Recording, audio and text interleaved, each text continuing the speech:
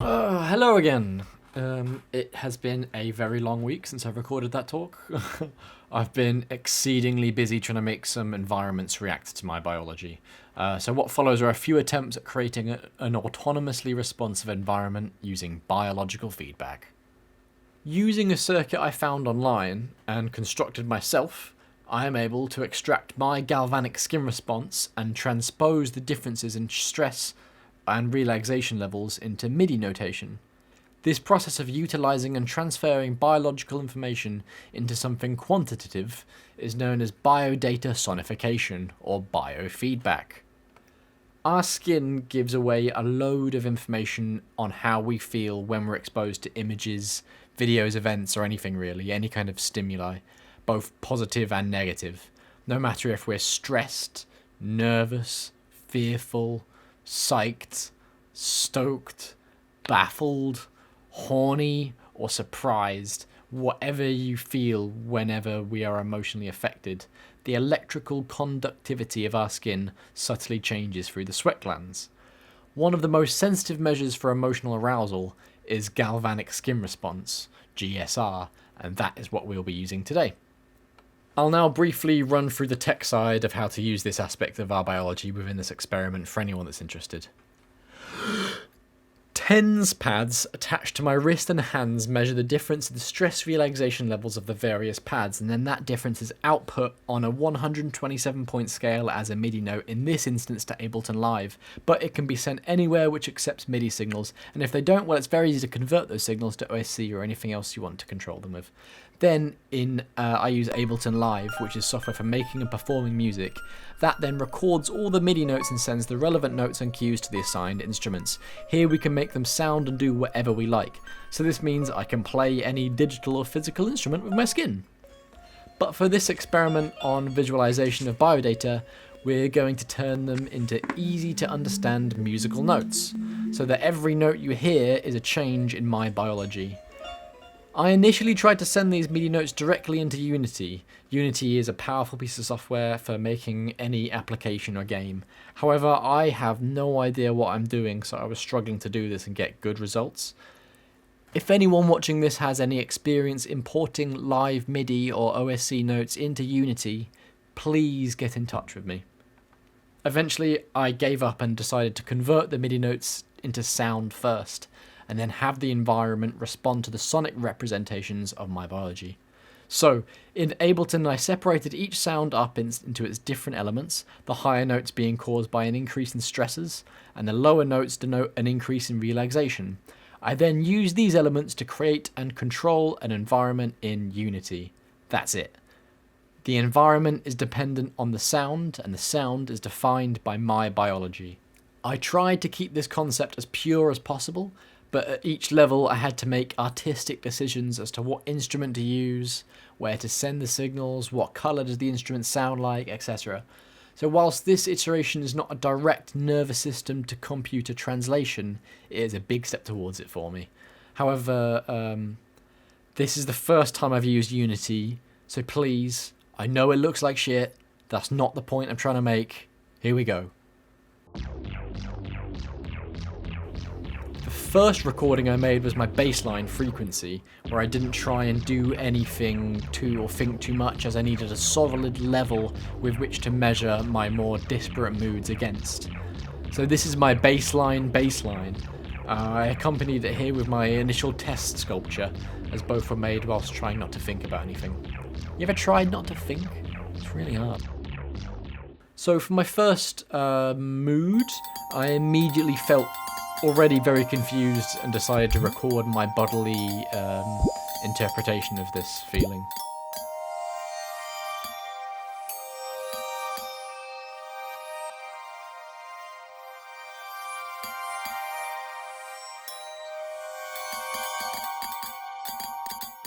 Whilst I could hear the notes as they were being generated, I still felt as unsure as it was recording properly. Even after some successful test attempts, I still didn't know what was working correctly.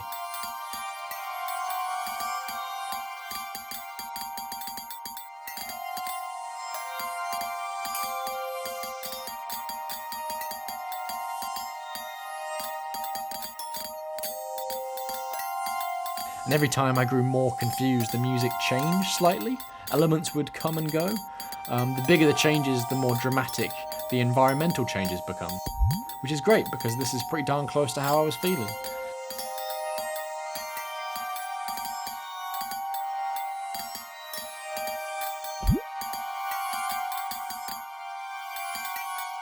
Again, all of the original notations came directly from my autonomic nervous system in the GSR. Everything is being affected by this, but the actual shape and colours were left up to my artistic interpretation. Which is a bit disappointing. I was hoping for a more direct translation. However, that is definitely not far out of my grasp now.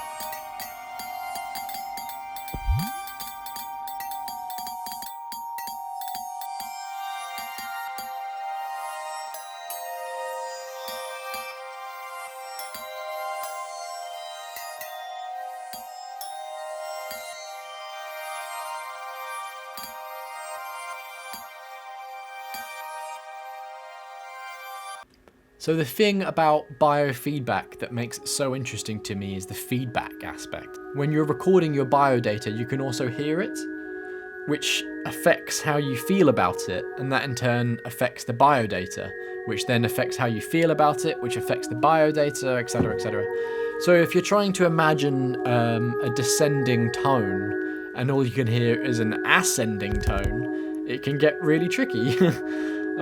This environment is what I was imagining in my mind as I was trying to relax. A slowly rotating cube.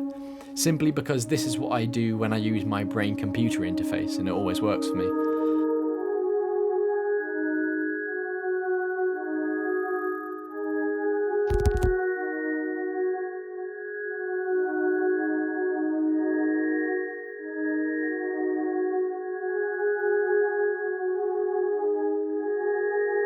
But as I was trying to relax and listen to the subtle changes in tone, I kept getting these off-tangent thoughts. Anyone who's tried meditation will know what I'm talking about here. So because these signals were coming through almost separately from the sound that I wanted, I was able to assign them to something which is the antithesis of the relaxing tones I was trying to conjure, which is a horrible, disruptive element.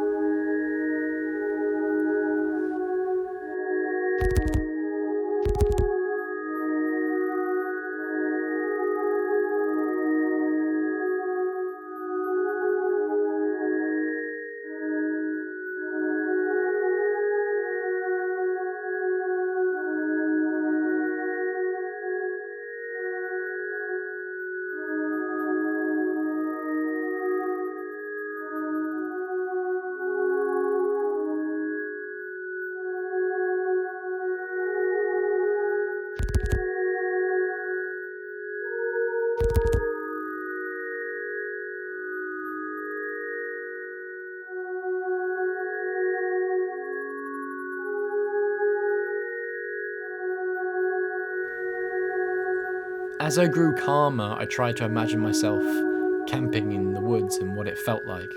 And I kind of felt my body becoming slower as I drifted into this near sleep level of relaxation, and the hazy memory of camping drifted through my mind, and this image permeated through it. Compared with previous moods I had recorded, this one felt really right. There are a lot less things going on, everything was a lot slower.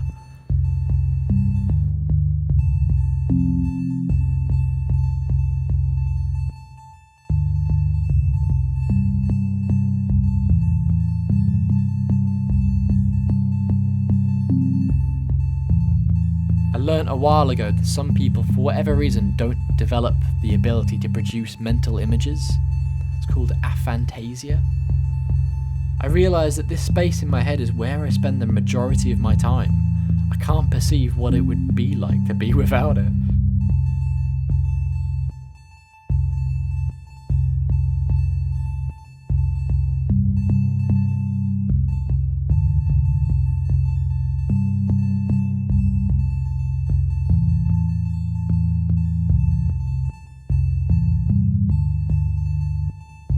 It felt so comforting to know that whatever happens to me, at least I have this amorphous oasis to bask in.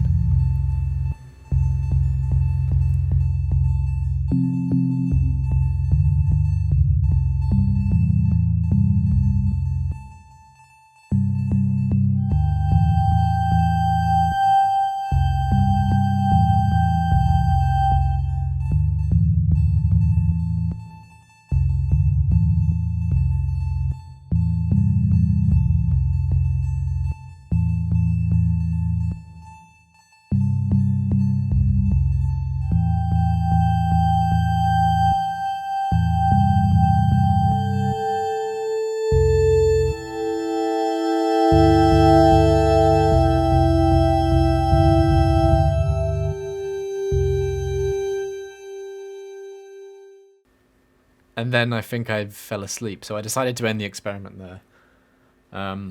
As a conclusion, I'm going to continue making these environments into playable virtual realities and releasing them and integrating various elements of physiology and biology as a form of interaction which aligns with my post-human ideology of externalizing and improving the human condition. That's about it. Many thanks to Phonutrien for the music he sent me for the talk, and also to Danny Bittman for the invaluable knowledge of the VR to Unity pipelines. Thanks for watching. I'll see you next time.